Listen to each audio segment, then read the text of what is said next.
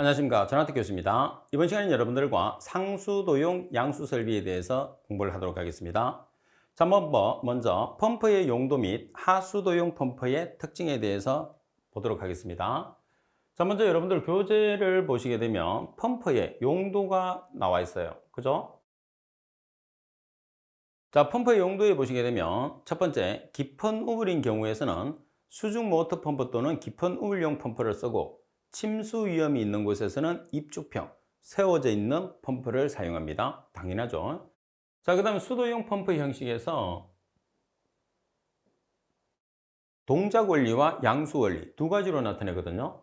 따라서 동작 원리에 따라서 터보, 용접, 특수형이 있어요. 반면에 양수 원리에 따라서 원심, 충류, 사류, 왕복, 마찰, 제트, 수격 펌프가 되죠. 그래서 대부분이 우리가 사용하는 형식은 양수 원리에 따라서 사용하는 펌프다. 이렇게 여러분들이 생각해 주시면 되고요. 자, 그리고 두 번째, 하수 배제 방식에 따른 계획 하수량이 있어요.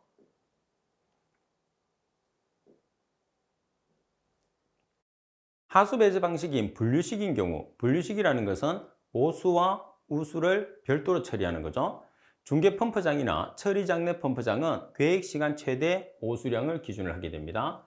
자, 분류식인 경우에 중계 펌프장이나 처리장내 펌프장은 계획시간 최대 오수량을 기준을 한다는 거. 자, 시간 계획 최대 오수량을 기준합니다. 자, 그리고 하수 배제 방식인 분류식인 경우에 빗물 펌프장은 계획 우수량을 기준을 한다는 거. 그리고 하수 배제 방식이 함유식인 경우에 중계 펌프장이나 처리 장내 펌프장 같은 경우에서는 강우시 계획 오수량을 기준합니다. 그리고 함유식에서 빗물 펌프장의 계획 하수량은 하수 관거의 계획 하수량에서 우천시 계획 하수량을 뺀 값으로 한다는 거 잘 기억하세요.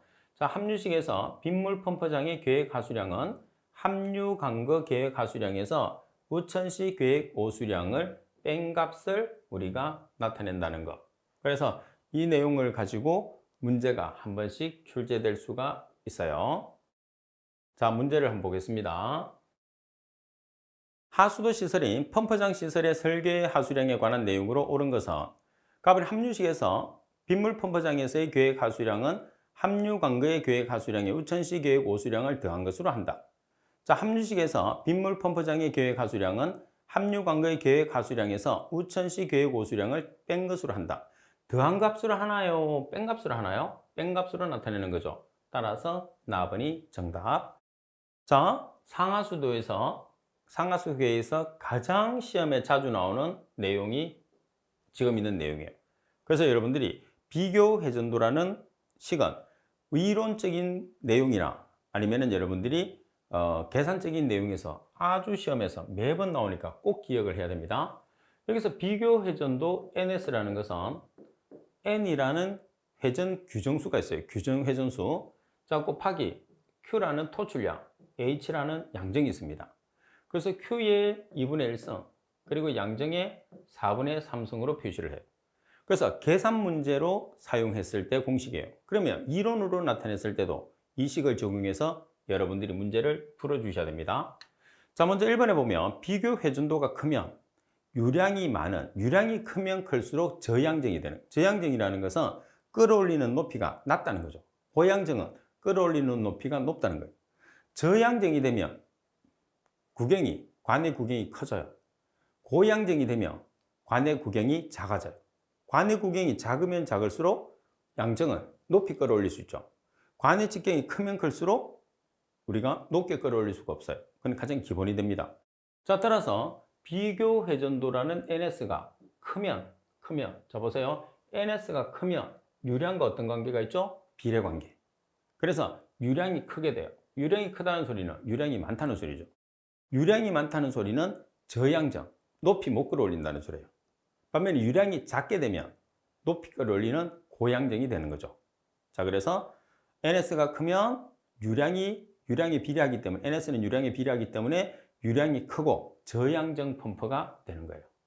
자, 그 다음에 두 번째, 비교 회전도 NS의 값이 펌프 형식의 선정에서 가장 기준이 되는 거죠. 그래서 펌프를 선정을 했을 때 NS 값이 가장 중요하다, 그런 뜻입니다.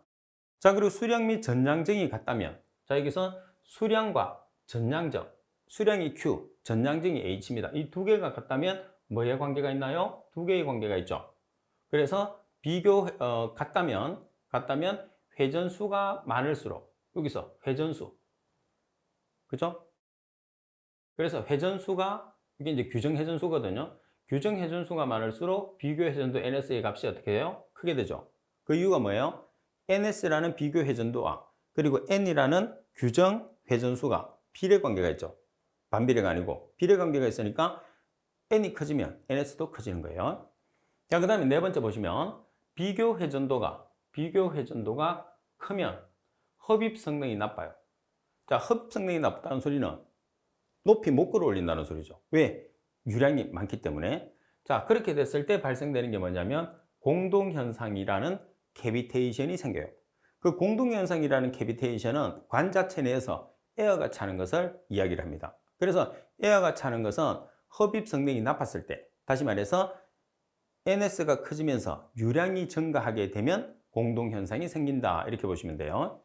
자, 그리고 5번에 보시면 비교 회전도 NS가 같으면 펌프의 크기에 관계없이 같은 형식의 펌프로 특성이 대체로 같다고 그랬어요. 그러니까 우리가 펌프의 특성을 나타냈을 때 제일 중요한 게 NS라는 비교 회전도니까 이 값이 같으면 펌프의 크기에 관계없이 같은 형식의 펌프가 된다는 뜻이겠죠.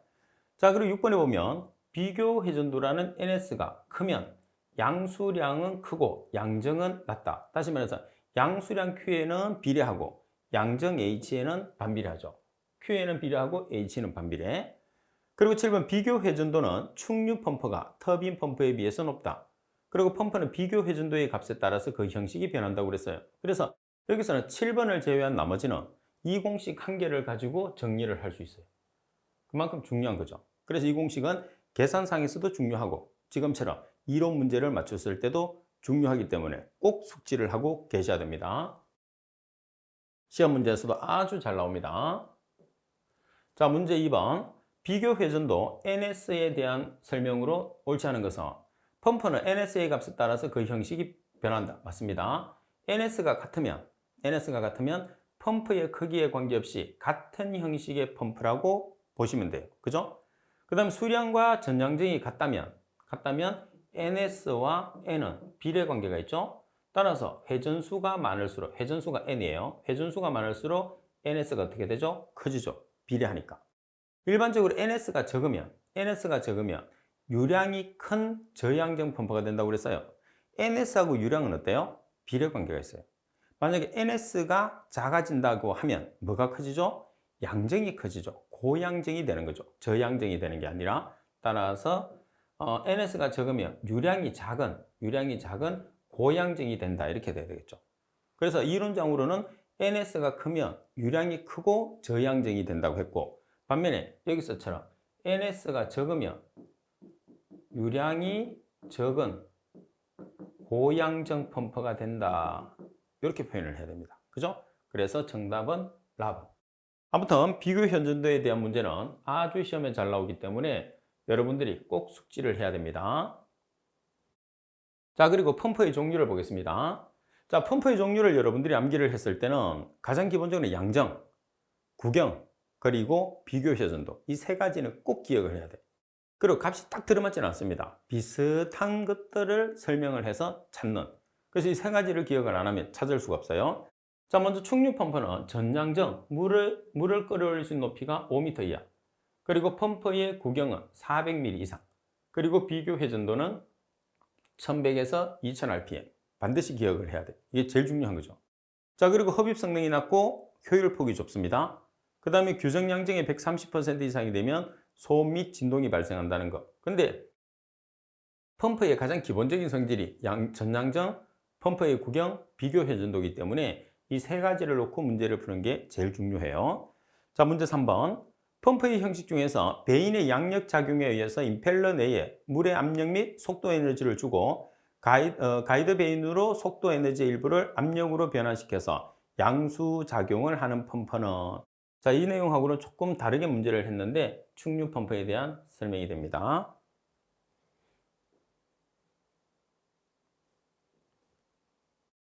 자, 그리고 두 번째는 스크류 펌프가 나와 있어요. 자, 스크류 펌프에 대한 특징을 먼저 보시게 되면 주로 이제 스크류 펌프 같은 경우에서는 우리가 하수 처리장에서 많이 사용하는데 물을 끌어올릴 수 있는 높이가 양정이잖아요. 그래서 양정에 제한이 없어요. 물을 끌어올 수 있는 높이에 제한이 없습니다. 자, 그리고 수중의 협작물을 물과 함께 양수시킴으로써 막힘이 거의 없어요. 그래서 우리가 일반적으로 하수 처리장에서 사용하기에 가장 적합하죠. 폐수 처리장, 폐수나 하수 처리장에서 주로 많이 써요. 그 다음 회전수가 낮기 때문에 마모가 적고, 그리고 구조가 간단하고 개방형이어서 운전 및 보수가 쉬운 게 가장 큰 특징. 그래서 하수 처리장에서 주로 사용된다는 것을 기억하십시오. 자, 문제 4번에 보시게 되면 하수 펌프장의 시설인 스크류 펌프의 일반적인 장단점으로 틀린 것을 찾으시오 그랬어요. 회전수가 낮기 때문에 마모가 적다. 나머지 수중의 협작물이 물과 함께 떠올라서 폐쇄의 가능성이 있다고 그랬어요. 자, 물과 함께 양수를 시킨다 하더라도 폐쇄의 가능성이 없죠. 그래서 제일 많이 사용한다고 그랬어요. 그리고 기동에 필요한 물 체험 장치나 밸브 등의 부대 시설이 없어서 자동 운전이 쉽다. 그리고 토출체계 수로를 압력관으로 할 수 없다고 그랬어요. 따라서 4번이 정답.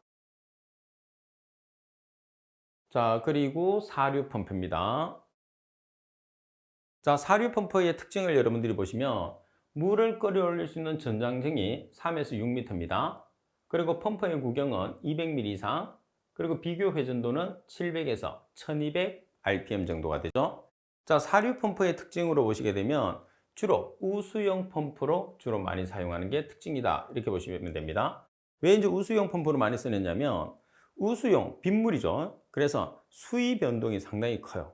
그래서 수위 변동이 큰 곳에 적합한 펌프가 바로 사류 펌프. 그래서 우수용 펌프로 많이 쓰는 편입니다.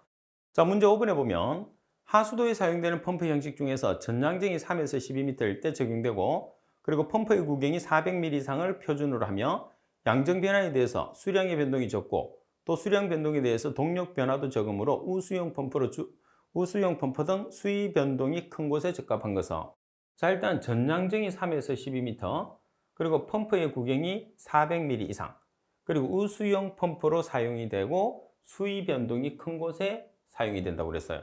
그래서 결과적으로는 사류 펌프에 대한 설명이다. 이렇게 되는 거죠. 정답은 4번이 정답입니다. 자, 그리고 원심 펌프입니다. 자, 원심 펌프에서 전장정이 4m 정도, 전장정이라는 것은 물을 끌어올릴 수 있는 높이입니다. 자, 그리고 펌프의 구경은 80mm 이상, 그리고 비교 회전도는 100에서 250 rpm 정도가 된다는 거.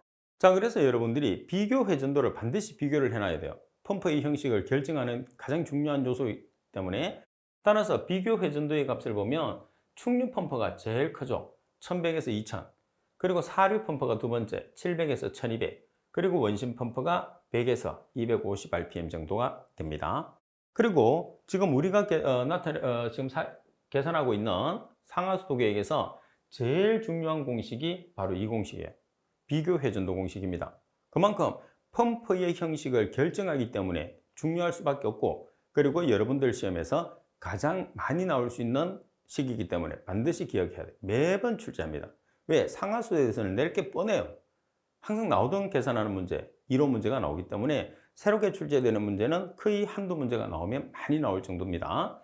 자, 비교 회전도 NS라는 것은 N이라는 규정 회전수 곱하기 Q라는 우리가 토출량 나누기 H라는 전장정. 그래서 기억을 할 때는 이렇게 하시면 돼요. 자, NS라는 규정 회전수, 비교 회전도는 N이라는 규정 회전수 곱하기, 자, 토출량 나누기 전장정. 그런 다음에 여기서 1, 2, 3, 4 숫자를 붙여요. 그래서 여기 나누기 표시, 여기 나누기 표시. 그래서 Q의 2분의 1성, H의 4분의 3성이 되는 거죠. 자, 그리고 또 하나 조심할 게 있어요. 뭐를 조심해야 되느냐 하면, 자, 여기서 비교 회전도 그리고 규정 회전수 자체가 RPM 단위를 쓰거든요. RPM이라는 것은 단위가 분당 회전수예요. 그러니까 시간 단위를 뭐를 쓰는 거죠? 분당을 쓴다는 거죠. 그럼 여기서 시간 단위를 가지고 있는 게 토출량 Q잖아요. 그래서 토출량 Q의 시간 단위도 반드시 어떤 단위를 사용해야 되느냐 하면 여기서는 분이라는 단위를 사용해야 된다는 게 핵심이다. 그 이유는 NS와 N을 분당으로, RPM이 분당으로 나타내기 때문이다. 꼭 기억을 하시고 문제를 푸는데 주의를 해야 됩니다. 자, 문제 6번. 1분당 300m의 삼성은 물을 150m로 양정할 때 효율점에 달하는 펌프가 있다. 이때 회전수가 1000rpm이라면 이 펌프의 비속도를 rpm으로 계산하시오 그랬어요. NS를 계산을 하라는 거거든요. 그러면 자, 여기서 N이라는 값이 얼마예요? 1000rpm N. Q라는 값이 얼마예요? 300m의 삼성포 분. 그리고 양정 H 150m. 여기서는 단위 보정할 것 없이 그대로 대입하면 값이 나옵니다. 그래서 제가 말씀드린 것처럼 단위, 분당 꼭 기억하시고, 자, 그리고 펌프의 용량을 결정을 합니다. 자, 펌프의 용량을 결정을 하는데 실제로 펌프에서 뭐를 계산을 하느냐면 펌프의 구경을 계산을 하는 거예요. 자, 2번식은 빼고 1번식으로 가겠습니다. 자, 직경을 계산을 했을 때 146 곱하기 Q 나누기 V의 루트를 씌우는데 여기서 조심할 것은 Q의 시간 단위는 미터의 삼성 per 분. 자, 그리고 속도의 시간 단위는 미터 per 세크. 자, 두 개가 일치 안 하죠. Q는 분이고 속도는 세크예요. 여기서는 어디서 환산해 놨느냐? 146이라는 계수에서 단위가 Q를 미터의 삼성 per 미니처, V를 미터 per 세크로 대입을 해서 146을 곱하면 D라는 직경에서 미리미터가 나오게끔 벌써 계수에서 환산이 된 공식이에요. 그래서 이 간단한 공식을 쓰되 주의할 것은 뭐냐면 Q라는 토출량은 미터의 삼성 per 미니처, V라는 속도는 미터 per 세크로 대입한다는 거. 그 정도만 기억하시면 됩니다. 자, 문제 7번. 공식이 간단하기 때문에 공식을 외워서 문제를 푸는 게 훨씬 쉬워요. 자, 펌프의 흡입구의 유속이, 자, 지금 유속이 4m per second, 토출량이 840m의 삼성 per hour. 그러면 이 단위를 미터의 삼성 per minute로 바꿔줘야 됩니다. 그죠? 자, 여기서 흡입 구경을 계산하시오 그랬어요. 펌프의 흡입 구경 D를 계산하는 거예요. 자, 그럼 D라는 것은 146 곱하기 루트 Q 나누기 V가 되는 거죠. 그러면 840m의 삼성 per day를 넣었는데 hour를 미니처로 고치기 위해서 1시간에 60분을 나눠서 곱했어요. 나누기 유속 4m per second를 루트를 씌워서 146을 곱하게 되면 273.14mm가 나온다는 거. 그래서 여기에서는 146이라는 값에서 미리 단위 환산이 다 돼가 있습니다. 그러니까 여러분들이 Q라는 단위는 미터의 삼성 per 미니처, 그리고 V라는 단위는 미터 per sec로 만들어서 바로 대입을 하면 바로 밀이라는 우리가 흡입 구경이 나온다는 거. 자, 그리고 두 번째는 펌프의 전량정을 계산을 합니다. 자, 전량정을 계산을 하는데, 자, 먼저 전량정 계산하는 식을 여러분들이 보시게 되면 전량정이라는 것은 실제 양정, 실제 양정은 우리가 물을 끌어올리는 높이죠. 그리고 마찰 수도, 그리고 속도 수도를 다 더한 값이에요. 자, 여기서 실량정이라는 것은 실제 양정이죠. 실제 물을 끌어올 수 있는 높이. 자, 그리고 마찰 수도라는 것은 관에서 작용하는 것, 유입구에서 작용하는 것, 유출구에서 작용하는 개수를 전부 다 더해주면 돼요. 자, 그런 다음에 뭐를 곱하느냐면 2지분의 V의 제곱, 속도 수도를 곱하면 돼요. 자, 여기 플러스 또 뭐를 더해주느냐? 속도 수도.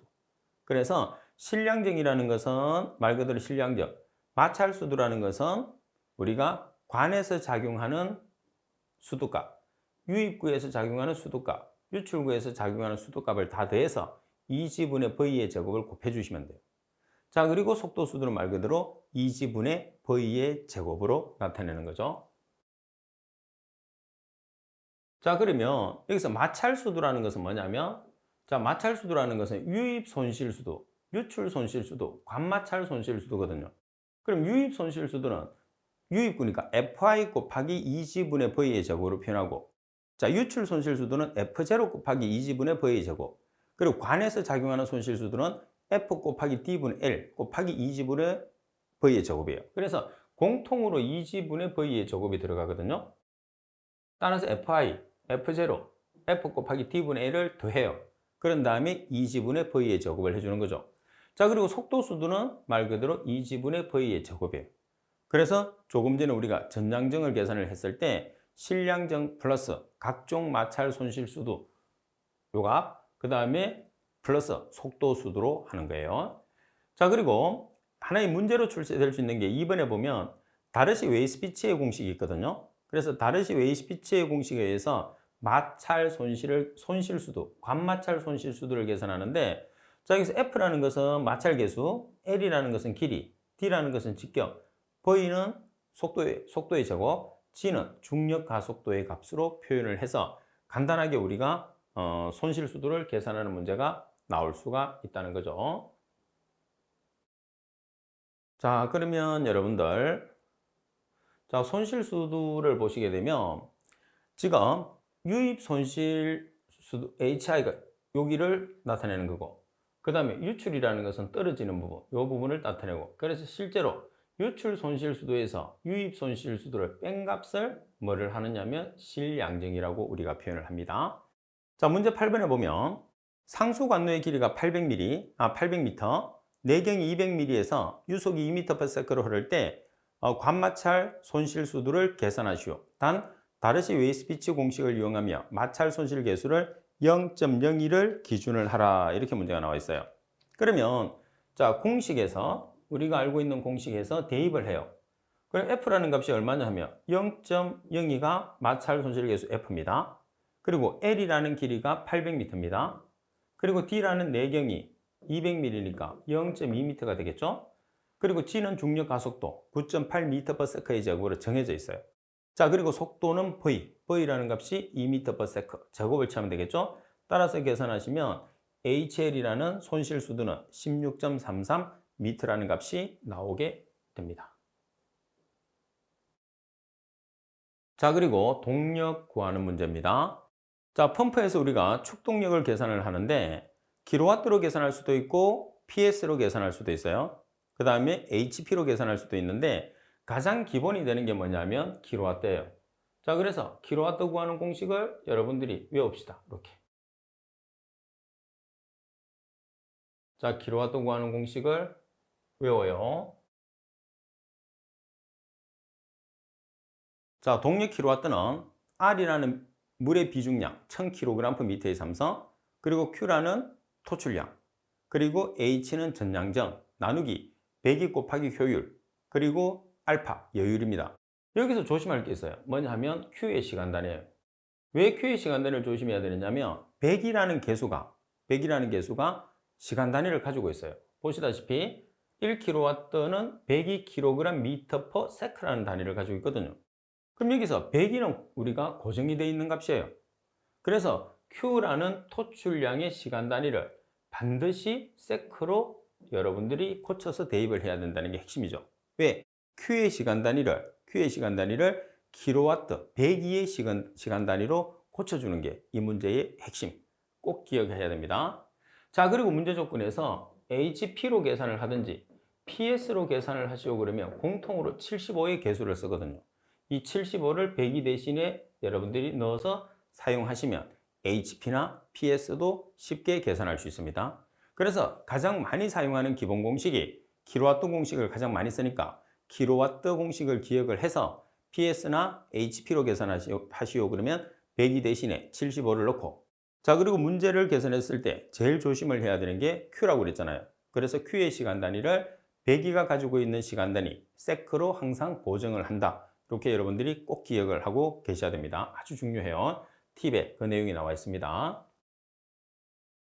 자, 그러면 문제 9번을 살펴보시게 되면 펌프의 효율이 80%, 전량정 H가 16m인 조건 하에서 양수율이 12L/s로서 펌프를 회전시킨다면 모터의 축동력을 계산하시오. 물의 비중량은 1000kg/m의 삼성이에요. 그럼 여기서 Q라는 단위가 미터의 삼성/s니까 여기에서 Q는 12 곱하기 10의 마이너스 3성 미터의 삼성/s가 된다는 것을 알 수 있죠. 이 단위만 바꾸면 돼요. 그래서 R이라는 비중량이 1000kg/m의 삼성, Q라는 값이 12 곱하기 10의 마이너스 3성 미터의 삼성/s, H라는 전량정이 16m 나누기 102 곱하기 효율이 지금 얼마죠? 80%니까 0.8.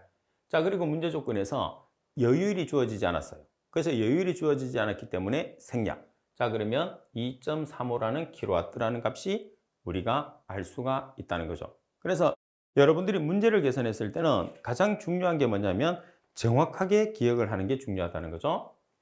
자, 그리고 공동현상이 있어요. 캐비테이션이라고 하는데, 자, 물이 관 속을 유동하고 있을 때 유동하는 물 속의 어느 부분의 정압이 그때의 전기압보다 낮아지게 되면 부분적으로 기화해서 관 내부의 전기부, 다시 말해서 공동이 발생해요. 공동이라는 게 에어가 발생한다는 소리거든요. 그래서 에어가 발생하는 현상을 우리가 공동현상 또는 캐비테이션이다 이렇게 이야기합니다. 어떨 때 생기느냐 하면, 자, 어느 부분의 정압이 그때의 전기압보다 낮아졌을 때 부분적으로 기화가 생겨요. 기화 현상이 생기면서 에어가 차는 것을 공동현상이라고 합니다. 자, 문제 10번. 펌프의 회전차나 동체 속에 흐르는 압력이 국소적으로 저하해서 그 액체의 포화 전기압 이하로 떨어져 발생하는 펌프의 비정상 현상을 캐비테이션 또는 공동현상이다 이렇게 이야기를 하게 되죠. 자, 그러면 여기서 공동현상을 방지할 수 있는 대책 4가지가 있어요. 아주 중요합니다. 자, 펌프의 설치 위치를 가능한 낮춥니다. 그래서 가용 유효 흡입수도를 크게 합니다. 그리고 흡입 간의 손실을 가능한 작게 해서 가용 유효 흡입수도를 크게 합니다. 자, 그리고 펌프의 회전 속도를 낮게 해서 필요 유효 흡입수도를 작게 합니다. 그리고 흡입척의 밸브를 완전히 개방하고 펌프를 운전하면 돼요. 자, 여기서는 여러분들이 크고 작게라는 맛을 전부 다 오답 처리를 많이 해요. 그리고 흡입척의 밸브를 완전히 개방해야 된다는 게 중요한 거죠. 자, 그 다음에 이 2가지가 중요한데, 여기 보시게 되면 가용 유효 흡입수도를 전부 다 크게 하는데, 여기 보시면 회전 속도를 낮게 하고 필요 유효 흡입수도를 작게 하죠. 그래서 낮게 작게, 위에는 작게 크게, 알았죠? 설치 위치나 손실을 가능한 작게 해서 가용 유효 흡입수도를 키우는 거예요. 반면에 회전 속도를 낮게 해서 필요 유효 흡입수도를 작게 해야지 공동현상이 방지된다는 거죠. 그 다음에 흡입체계 밸브를 완전히 개방해서 펌프를 운전한다는 거 꼭 기억하십시오. 자, 캐비테이션이 발생하는 것을 방지하기 위한 대책으로 옳지 않은 것은 펌프의 설치 위치를 가능한 낮게 합니다. 그래서 가용 흡입수도를 어떻게? 크게. 자, 그 다음에 회전 속도를 낮게 해서 필요 유효 흡입수도를 작게, 그리고 흡입척의 밸브를 조금만 개방해서 펌프를 운전합니다. 흡입척의 밸브를 조금만 개방하는 게 아니고 어떻게 해야 돼? 완전히 개방을 해야 됩니다. 그리고 흡입관의 손실을 가능한 작게 해서 가용 유효 흡입수도를 크게 한다는 거. 따라서 정답은 답은이 정답이 된다는 거. 자, 그리고 여러분들 서징 현상입니다. 자, 서징 현상은 진동이 일어나는 현상을 뜻하는데, 자, 펌프 운전 시에 비정상으로 토출량과 토출압이 주기적으로 변동하는 상태를 일으키면서 특성 펌프 곡선이 산고형에서 발생되는 큰 진동이 발생하는 현상이에요. 그래서 펌프 자체에서 윙 이런 소리가 들리는 거죠. 그래서 윙 이런 소리처럼 진동이 발생하는 것을 서징 현상이다 이렇게 나타내는 겁니다. 자, 문제 12번. 펌프 운전 시에 발생할 수 있는 비정상 현상 중에서 펌프 운전 중에 토출량과 토출압이 주기적으로 숨이 찬 것처럼 변동하는 상태를 일으키는 현상으로 펌프 특성 곡선이 산형에서 발생하며 큰 진동을 유발한다고 그랬어요. 따라서 큰 진동이라고 하면 서징 현상이다 이렇게 생각을 해 주셔야 됩니다. 자, 그리고 수격 현상이에요. 자, 수격 현상이라는 것은 워터해머라는 것은 물망치죠. 그래서 관벽을 치는 현상이에요. 따라서 땅땅땅땅 하는 소리가 들려죠. 관벽을 치기 때문에. 그래서 관벽을 쳐서 땅땅땅땅 소리가 나는 것을 수격 현상이라고 그래요. 그럼 수격 현상 같은 경우에서는 방지법에 해당하지 않는 것을 찾으시오 이렇게 문제가 나오거든요. 그래서 지금 보시다시피 방지법이 상당히 많아요. 그것도 중요합니다. 자, 펌프에 플라이힐을 붙입니다. 그리고 토출척 관노에 에어 챔버를 설치하고 토출척 관에 한 방향 수조를 설치합니다. 그리고 펌프의 토출척에 급해 체크 밸브를 설치해요. 그리고 토출관 측에 압력 릴리프 밸브를 설치합니다. 그리고 토출관 측에 조합 수조를 설치하고, 자, 그리고 정전 시에는 무제한으로 역류시키고 펌프의 토출구 부근에 공기 탱크를 두거나 부합 발생 지점에 흡기 밸브를 설치합니다. 그리고 관내 유속을 낮춰요. 관내 유속을 낮추거나 관거 상황을 변경을 시키고 토출적 관노에 압력 조절 수조를 설치해서 부합 발생 장소에서 물을 보급한 다음에 부합이 생기는 것을 방지를 해주면 돼요. 자, 그리고 토출적 관노에 일방향 압력 조절 수조를 설치를 합니다. 그래서 결론적으로는 뭐냐면 우리가 수격 장치를 방지하기 위해서 설치를 하잖아요. 그럼 우리가 입구측에 설치를 하는 게 아니고 무조건 토출측에, 흡입측이 아니고 토출측에 설치한다는 것만 잘 기억을 해줘서 답을 찾아주셔도 됩니다. 자, 문제 13번. 자, 펌프의 수격 작용에 방지 대책으로 틀린 것은 답은 펌프의 플라이힐을 제거해서 관성을 최소화한다. 자, 여기서는 플라이힐을 붙여야 됩니다. 그죠? 플라이힐을 붙여서 우리가 수격 작용을 방지합니다. 토출적 관노에 압력 조절 수조를 설치해서 부합 발생 장소에 물을 보급하여 부합을 방지함과 아울러 압력 상승도 흡수합니다. 부합이라는 것은 마이너스 정압이죠. 대기압보다 낮은 압력. 그리고 토출적 관노에 일방향 압력 조절 수조를 설치해서 압력 강화 시에 물을 보급해서 부합 발생을 방지합니다. 그리고 관리 유속을 낮추거나 관거 상황을 변경을 할 수도 있다는 거죠. 자, 그리고 11번에 보면 상수 펌프 설비 중에서 흡입관에 대한 설명입니다. 자, 흡입관이라는 것은 말 그대로 흡입을 하는 관이죠. 자, 흡입관은 각 펌프마다 설치합니다. 그리고 수평으로 설치하는 게 아니고 비스듬하게 에어가 차는 것을 방지하기 위해서 수평으로 설치하는 것은 피해야 합니다.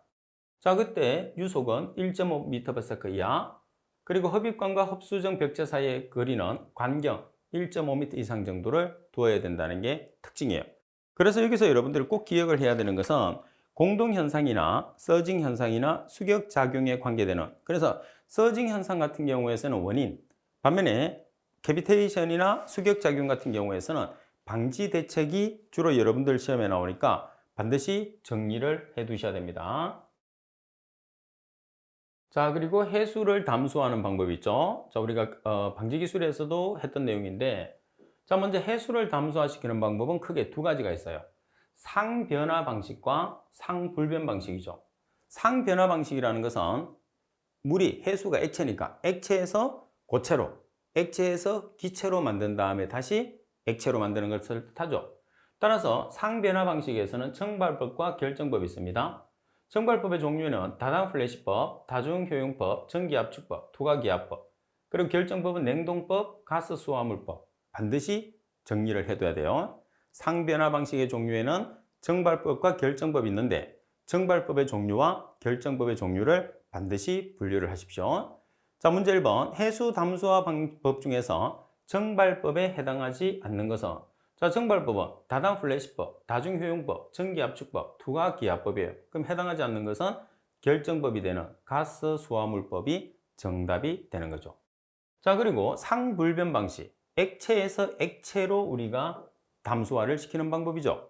그러면 막법과 용매출출법이 있는데 막법의 종류에는 역삼투법, 전기투석법, 일반적으로 제일 많이 쓰는 게 역삼투법, 막법 중에. 그 다음에 용매출출법. 그래서 막법이나 용매출출법은 액체를 액체로 만드는 거죠. 그래서 액체라는 해수를 담수로 만드는 과정을 뜻하게 되는 거죠. 그래서 상해 변화가 없습니다. 자, 문제 2번. 해수 담수화 방법 중에서 상불변 방식으로 짝지어진 것은, 자, 막법, 용매추출법. 바로 정답이 되네. 가번. 그래서 여기서는 여러분들이 상변화 방식과 상불변 방식의 종류 두 가지를 여러분들이 종류별로 반드시 구별을 해서 완벽하게 기억을 해 두셔야 됩니다. 자, 그리고 해수를 담수화시키는 방법에서는 정발법, 옛날부터 이어왔던 우리가 물에 끓는 점을 이용을 해서 물을 기화시켜서 다시 냉각시키는 방법입니다. 그죠? 자, 그리고 역삼투 같은 경우에서는 우리가 반투막을 이용을 해서 물만 통과를 시키게 해서 해수를 담수화시키는 방법이다. 이렇게 보시면 됩니다. 자, 역삼투법에 대한 설명을 몇 가지 한번 보겠습니다. 자, 가장 특징이 뭐냐면 반투막과 이 반투막은 물만 통과하게 만들어 놨어요. 그 다음에 정수압을 이용해요. 반투막과 정수압을 이용해서 해수로부터 순수한 물, 담수를 분리해내는 방법을 이야기를 합니다. 자, 생산된 물은 pH나 경도가 낮기 때문에 필요에 따라서 적절한 약품을 주입하고 수질을 조정한다. 그래서 미네랄을 주입하고 우리가 먹을 수 있게끔 만든다는 거죠. 망모드는 폴리싱과 약품 세척 등을 조합해서 세척하고 장기간 운전을 중지하는 경우에서는 막 보존액으로서 중아황산 나트륨 등을 사용합니다. 그리고 공급수 중에 이물질로 고압 펌프나 망모드이 손살되지 않도록 하기 위해서 고압 펌프의 흡입책에 공급수 배관 계통의 안전 필터를 사용하고 고압 펌프는 효율과 내식성이 좋은 기종으로 하며 그 형식은 시설 규모에 따라서 선정을 한다고 그랬어요. 그래서 나머지 내용보다는 여러분들이 역삼투법 같은 경우에서는 반토막을 이용해서 물만 통과를 시키고 그때의 압력은 정수압을 이용을 해서 해수를 담수로 만드는 과정이라고 생각해 주시면 됩니다. 자, 문제를 볼게요. 해수 담수화 시설 중에서 역삼투 설비에 대한 내용으로 틀린 것은 어느 것인가? 가만히 해수 담수화 시설에 생산된 물은 pH나 경도가 낮기 때문에 필요에 따라서 적절한 약품을 주입하거나 다른 육지의 물과 혼합해서 수질을 조정한다. 다음에 망모들은 플러싱과 약품 세척 등을 조합해서 세척한다. 답은 고압 펌프를 정지할 때는 드롭백이 유지되도록 체크밸브를 설치한다고 그랬어요. 자, 여기서 드롭백이라는 것은 좋은 현상이 아니에요. 나쁜 현상이거든요. 그래서 드롭백이 생기지 않게끔 우리가 체크밸브를 설치하는 거죠. 따라서 고압 펌프를 정지했을 때는 드롭백이 방지되기 위해서, 다시 말해서 드롭백을 발생시키지 않기 위해서 체크밸브를 설치해 줘야 됩니다. 그리고 답은 고압 펌프는 효율과 내식성이 좋은 기종으로 하며 그 형식은 시설 규모에 따라서 선정이 된다고 그랬어요. 따라서 설명이 잘못된 것은 답은이 되겠죠. 자, 그리고 전기투석법 같은 경우에서는 전이차를 이용하죠. 전이차. 그리고 냉동법이라는 것은 물의 빙점을 이용을 해서 우리가 해수를 담수화시키는 방법이라고 생각해 주시면 됩니다. 자, 그리고 여러분들 챕터에 보면 상하수도계에서 공식 정리라는 게 있어요. 자, 이 부분은 여러분들이 별도로 공부할 필요는 없고 우리가 지금 우리가 이론 과정에서 계산식과 우리가 계산 문제를 했잖아요. 그 계산을 여러분들이 시험 치러 가기 전에 한 번 더 체크하라고 내용 공식을 정리해 놓은 거니까 여러분들이 공부했을 때는 이론에서 공식을 정립하고 반드시 공식이 정립되면 그 공식에 해당하는 계산하는 문제를 반드시 숙지를 해야 돼요. 예시로 한 문제 이상은 풀어봐야 되거든요. 그래서 내용 면에서 공식과 예시를 풀면서 공부하는 게 좋고, 말씀드린 것처럼 공식은 시험 치기 전에 여러분들이 마지막으로 점검하는 차원에서 공식들을 한 번 더 확인하는 그런 차원으로 공부하시면 돼요. 개론도 마찬가지고 방지기술도 마찬가지고 상하수도 마찬가지입니다. 자, 그리고 상하수도 같은 경우에서는 문제 자체가 거의 똑같이 출제가 돼요. 그러니까 여러분들이 응용 문제보다는 기존에 출제됐던 문제나 이제 계산한 문제가 똑같이 출제되니까 문제를 많이 봐주는 게 시험 준비에 상당히 유리하다 이렇게 볼 수 있습니다. 자, 이번 시간 수업은 이것으로 마치도록 하겠습니다. 수고하셨습니다.